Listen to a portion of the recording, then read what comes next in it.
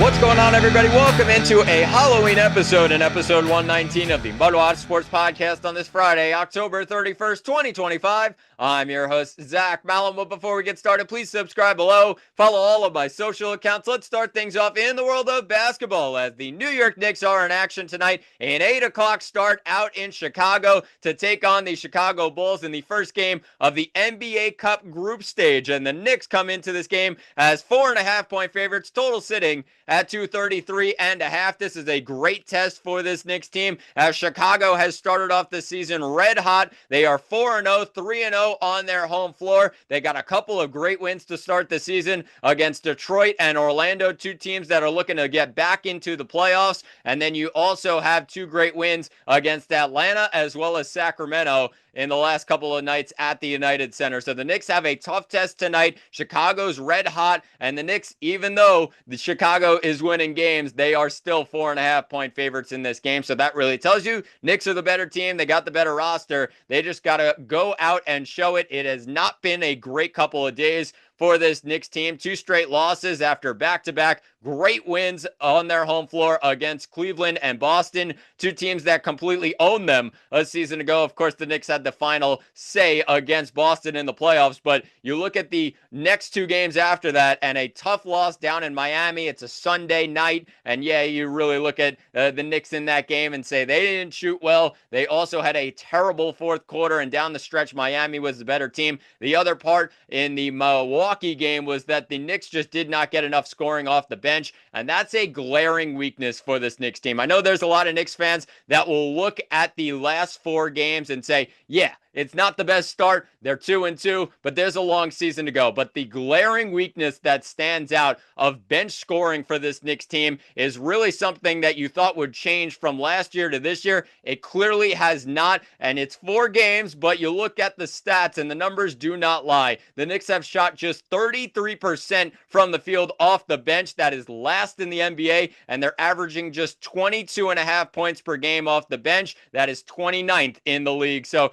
the Knicks really need to figure something out. They also had Jordan Clarkson come in, so that's something that changed their bench and gave them some more scoring. He's not lived up to expectations just yet. I know they also had Landry Shamet in the starting lineup in that game against the Milwaukee Bucks in the absence of Deuce McBride, so that changes things a little bit as well, with Shamet being a normal guy that comes off the bench and gives you some points. But the Knicks really in the first 4 games are proving that this is a big weakness that you have to change from last year to this year, and they have not done that so far. So the Knicks, if they want to get later down the road, you saw it a season ago, the starting lineup just ran out of gas. They have to play less minutes. They are doing so, and you see the Knicks really going 10, 11 guys deep when they have guys healthy. They've also been without Mitchell Robinson for this stretch, so that's going to change things a little bit to some more scoring off the bench, you would think.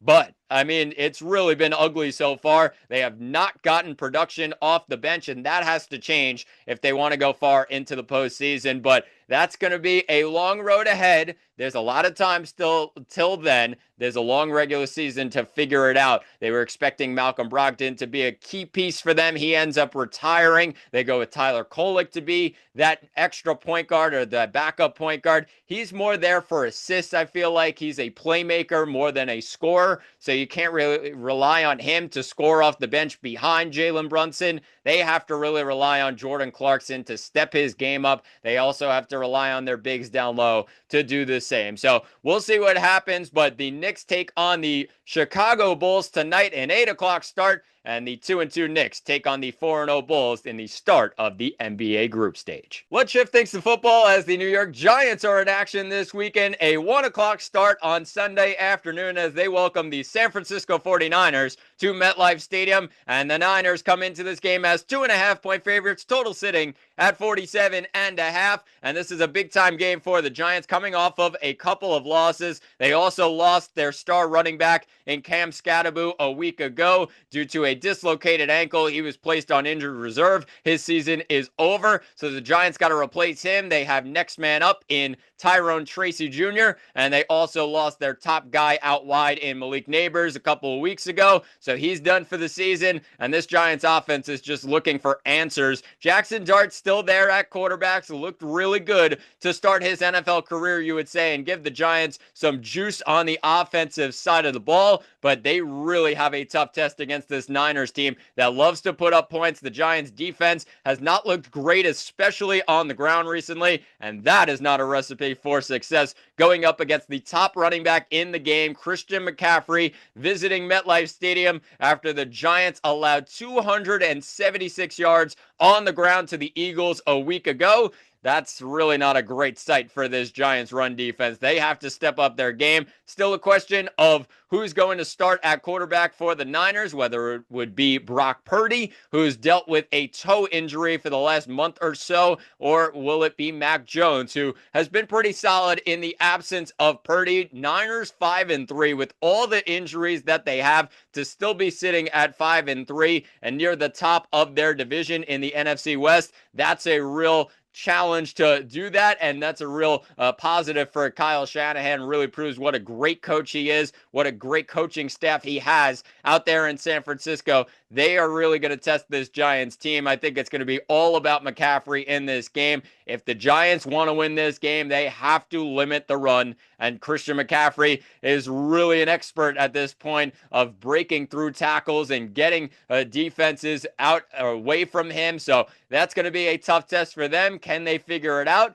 It's going to be a burning question for the weekend. They have to really look at both quarterbacks, and you say Brock Purdy, they're probably going to run the ball a little bit more. They don't really want to rely on him too much, I would say, if he's in the game with his legs. They also have Mac Jones, more of a pocket passer, going to sling the ball around. They have to really guard tight, and the Giants dealing with some injuries in the secondary as well, so they have to really figure things out this weekend against San Francisco, A 1 o'clock start on Sunday afternoon. Make sure you tune in. The 5-3 Niners visit the 2-6 Giants at MetLife Stadium. The Jets are on the bye week, but they made some noise this week, and a big-time trade in my mind that proves where the Jets are at right now. Of course, 1-7 on the bye. They're still making noise with Michael Carter II getting traded, a corner for the Jets, along with a 2027 7th-round pick to the Eagles in exchange for wide receiver John Mechie, as well as a 27 6th-rounder. So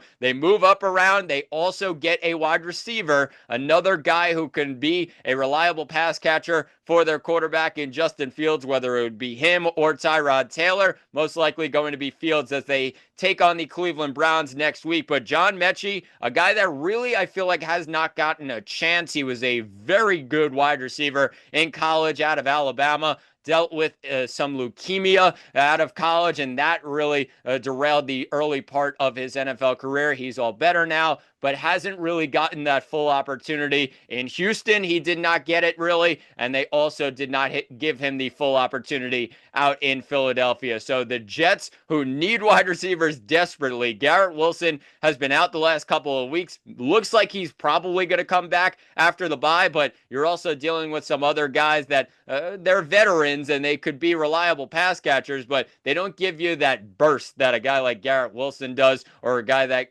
John Mechie can do. So that's going to be an interesting trade for the Jets. But in terms of Michael Carter, it was really bound to happen. They were going to get rid of him before his contract expired. They got Jarvis Brownlee Jr. from Tennessee early in the season, and he's been really, really strong for them. So he's going to be their guy at slot corner, and they have to rely on him more in the run defense, whereas Michael Carter's been really abysmal so far this season in that category. So the Jets end up making the one move during the bye week, a solid trade for them, and they get something for Michael Carter, a wide receiver, a young wide receiver that they can give to their quarterback. So we'll see what happens next week when the Jets take on the Browns. But as for this week, let's finish things off today with a Sunday NFL preview. If you're new to this, each week I'll pick a couple of the top games across the NFL slate and share my thoughts on them.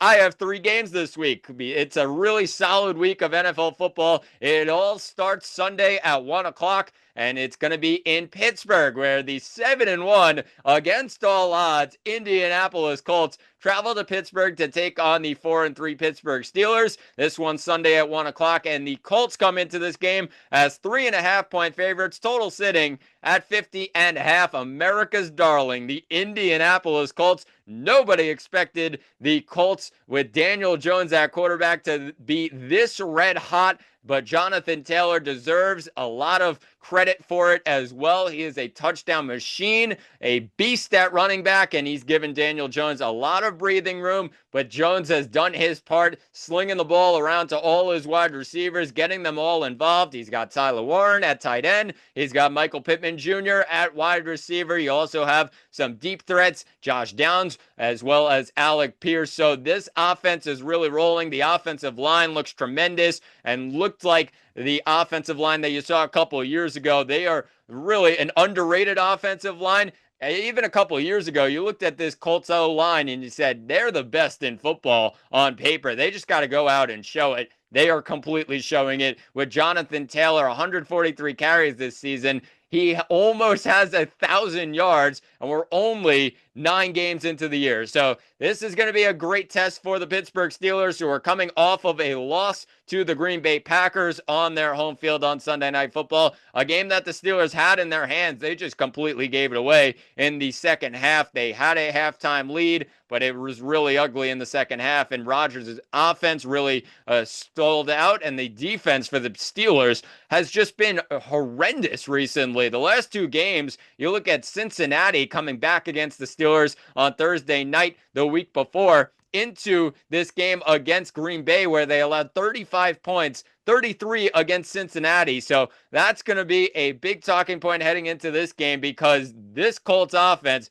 nobody could stop this Colts offense right now. How in the world is this Steelers defense that's been atrocious the last 2 weeks going to be able to do that? You got a high total in this game. You're expecting a lot of points, but it looks like the Colts are going to end up taking this one as well. They could play any type of game, it looks like. They want to play a shootout type of ball, but they can win in other ways, and they've proved that in recent weeks. 4-game win streak they're on right now, so they have to really lock things down once again. It's going to be a tough test on the road in Pittsburgh. The terrible towels will be out, but the Colts, I'm going to pick them to win this game. I'm also going to pick the over. It's really a high total for a reason. This Colts offense cannot be stopped right now. They're probably putting up 30 plus, and if the Steelers want any chance in this game, they're going to have to respond as well on the offensive side of the ball. So give me the Colts in this game, give me the over, and let's shift things to the next game of the Sunday NFL preview. It's going to be the Kansas City Chiefs traveling up to Buffalo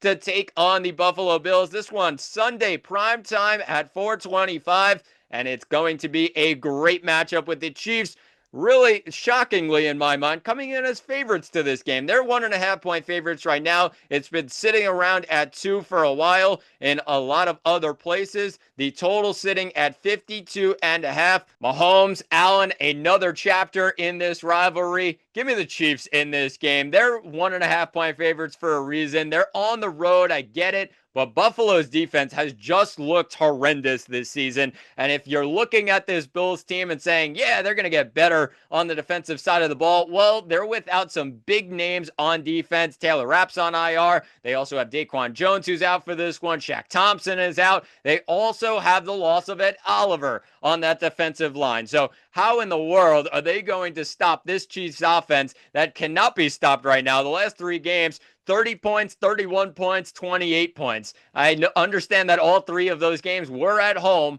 but even the week before that, 28 points on the road in Jacksonville. I get it. Buffalo's offense can respond as well. They've been pretty solid this year, but this defense is just really, really bad. And when they need a big stop, they're not going to get it on the Bills side. So give me the Chiefs in this game. Total's really high.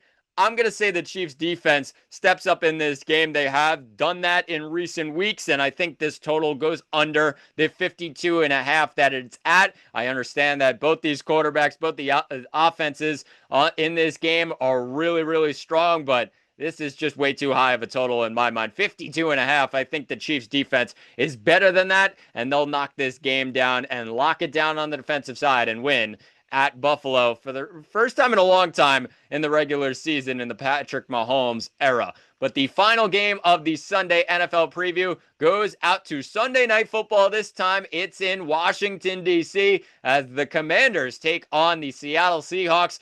5-2 Seahawks, 3-5 Commanders. And the big news coming in today that Jaden Daniels will play, and that changed the line just a little bit. The Seahawks are 2.5-point favorites, total sitting at 48.5. This is a big-time game for the Commanders. They have to prove that they belong in the NFC playoff picture. This is a big test for them against a team that definitely does belong in the playoff picture, and they've proved that time and time again so far this season. A really, really strong offense that Seattle has. Their defense has also been very underrated this year, and they've stepped up in big-time moments. Their secondary has been one of the bright spots of their team after a season ago where you thought it was a little bit shaky. They figured things out everywhere on defense, and they've been really strong. 5-2 record, 3-0 on the road. It's going to be a tough test for them against Washington if Daniels does play, but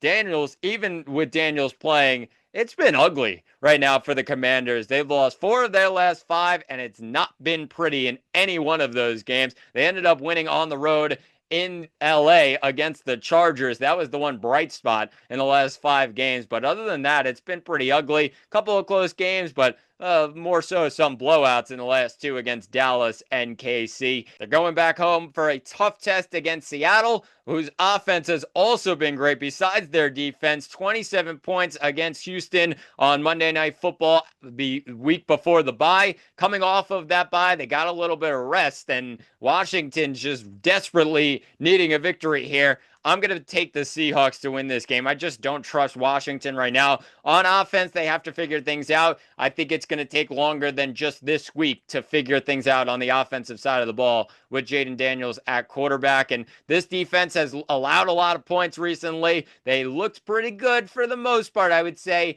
in certain games. They had that tough game against Chicago where they, really just left out to dry in that game. So then the next game after that, that was a bad one against Dallas on the road. Just could not stop a cold in that game. And then you look at the Kansas City game. It was ugly early, but the defense really stepped up. They got a couple interceptions. The offense didn't help them out. Only 7 points on the board. So it's going to be a long week for them figuring out the ways to get this offense going. Their defense has to step up as well, and we'll see what happens. But make sure you tune in to the final game of the Sunday slate. It's an 8:20 start as the Seahawks take on the Commanders down in D.C. But that will do it for episode 119 of the MudWatch Sports Podcast. Please subscribe below. I've been Zach Malamuth. Thanks for watching. Happy Halloween, and talk to you all on Tuesday.